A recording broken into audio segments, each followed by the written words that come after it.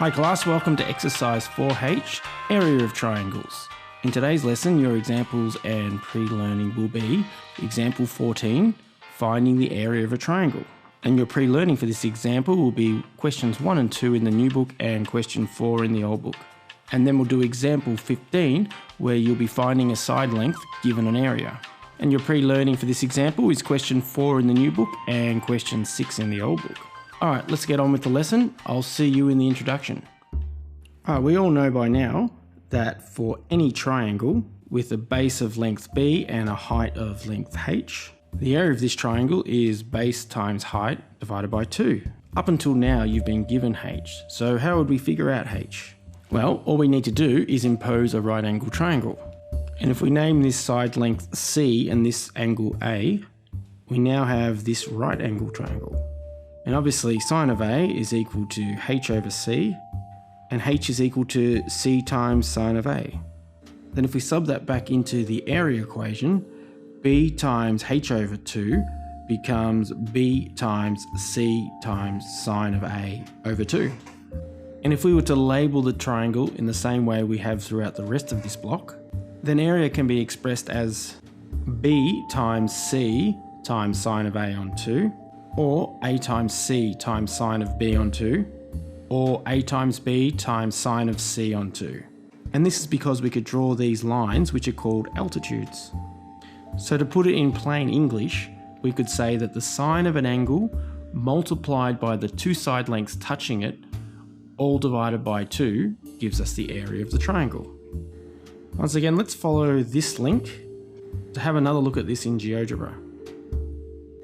Okay, we're using the same triangle that we did with the sine rule lesson. Now, by turning on this h for a, we can see that h is both sine of a times c and sine of c times a. And when I say the sine of, I'm talking of the capital letters, of course. So the area of this triangle is base times the height. And we can find that h easily using a sine of one of the angles. But as I said in OneNote, this works for all the angles. So let me show you what I mean by moving this around.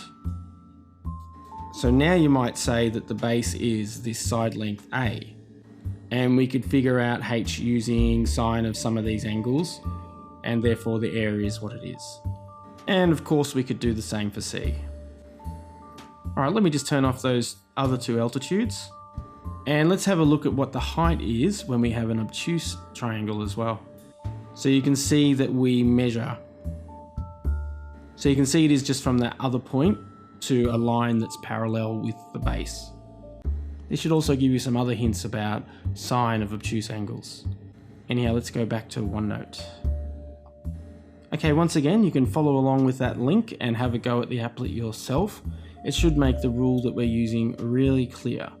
Okay, so if you redraw a triangle and label it like we have with the sine and the cosine rule, you'll see that it really is just sine of an angle multiplied by the two sides that are touching it, all divided by 2, gives you the area of a triangle.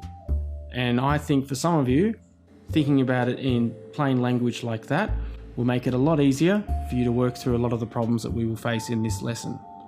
Anyhow, I'll see you in the next section. So when you're asked to find the area of a triangle, first you need to check that you have an angle and the length of both sides that come off that angle. For example, this triangle has the angle theta. You need to make sure that you have these measurements A and B. Then you can apply the formula, which is the area is equal to A times B times the sine of theta, all divided by 2.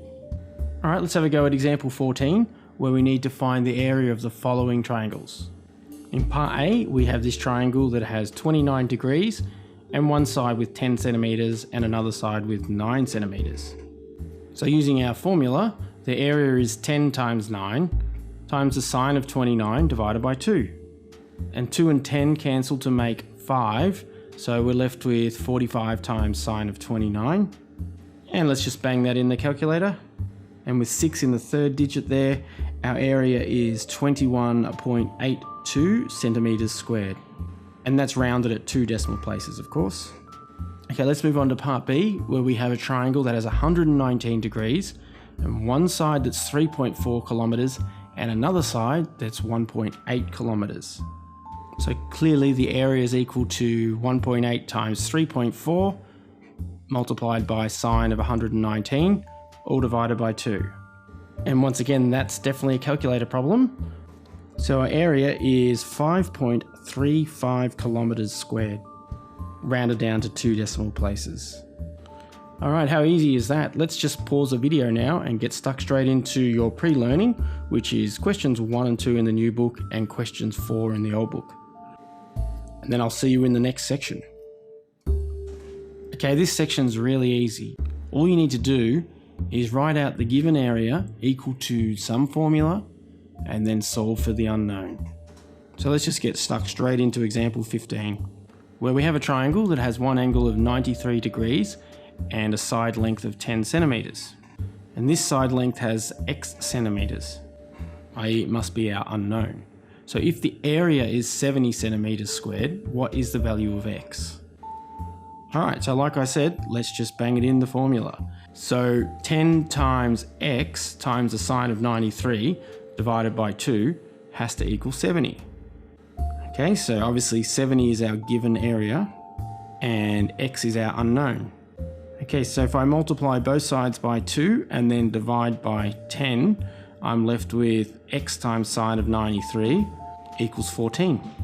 Therefore, x has to equal 14 divided by sine of 93. Once again, the calculator will have to come to the rescue.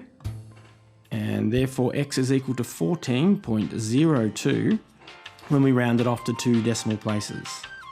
Alright, that's just as easy as the last section. So right now you should pause that video and do questions 4 in the new book and questions 6 in the old book. And then I'll see you in the summary. In this lesson, a successful student will understand how the area of a triangle can be found when 2 sides and the angle between them are known, and be able to use the area of a triangle formula, i.e. A is equal to a half of AB times sine of C. Alright, so this is the last lesson of the block and unit. I think you'll probably like the next unit. However, before you complete this unit, there's one more challenge video. So please come back for that as well. Anyhow, you have a great day, and I'll see you in the next lesson, whether that's in class or in the next video. Bye.